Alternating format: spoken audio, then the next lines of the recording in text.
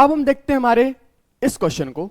तो बोल कर आए the standard gives free energy for a chemical reaction at an absolute temperature T is given by this where A and B are non zero constant which of the following is true about this reaction.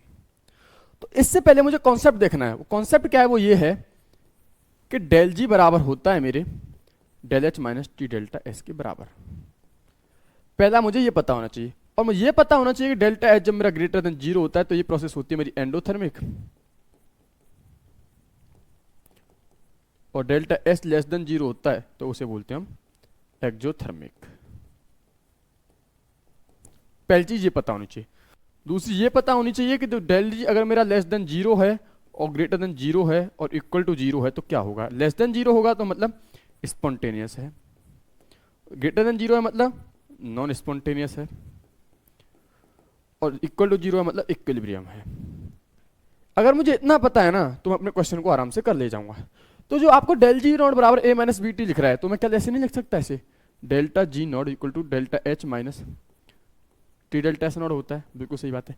और इसे इससे compare करूंगा, del जी बराबर होता है मेरा ए minus T B, तो ए क्या हो गया मेरा? डेल्टा एच नॉट हो गया, और बी क्या हो गया मेरा?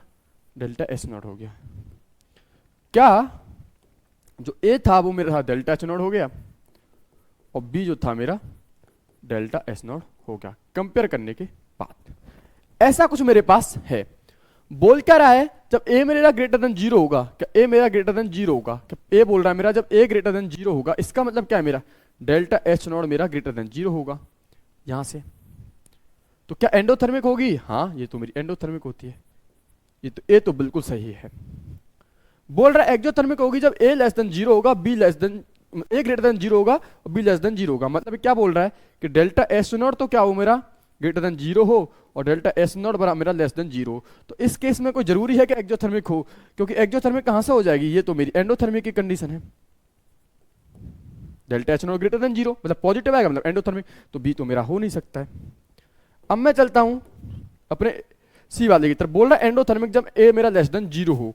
ए लेस देन जीरो हो गया मतलब क्या है? मेरा डेल्टा एच नॉट जो है मेरा वो लेस देन जीरो हो गया, मतलब मेरी नेगेटिव आ रही होगी, तो ऐसे तो मैं एक्जोथर्मिक बोलता हूं। एंडो कहां से हो गया? एंडो तो बिल्कुल नहीं हुआ, तो मेरा सी भी गलत है। अब मैं चलता हूं अपने डी वाले की तरफ। बोल रहा है कि एक्जोथर्मिक होगा जब वी लेस देन जीरो होगा। अरे भाई, डेल्टा एस नॉट अगर आपका लेस देन जीरो हो गया, इसका कोई रिलेशन है आपका एंडो और एक्जो से? इसका कोई रिलेशन है एंडो और एक्जो से? बिल्कुल नहीं, इसका तो कोई रिलेशन नहीं है, इनका तो कोई रिलेशन नहीं है, तो ये भी मेरा गलत हो गया। तो मेरा जो करेक्ट ऑप्शन आया ना वो आया मेरा ए। मतलब जब मेरा ए ग्रेटर देन जीरो होगा मतलब delta H not greater than zero होगा तो मेरा एंडोथर्मिक होगा। तो ए तो मेरा बिल्कुल सही था। मेरा कौन सा सही है? ये ऑप्शन तो बिल्कुल सही है। बी सी डी की तरफ जाऊंगा जब मैं, तो बी सी और डी मेरे बिल्कुल गलत हैं। क्यों गलत हैं? बी क्या exothermic a less than greater than zero होगा, मतलब ए ग्रेटर देन जीरो मतलब delta H not greater than zero होगा, तो एंडोथर्मिक की कंडीशन होती है।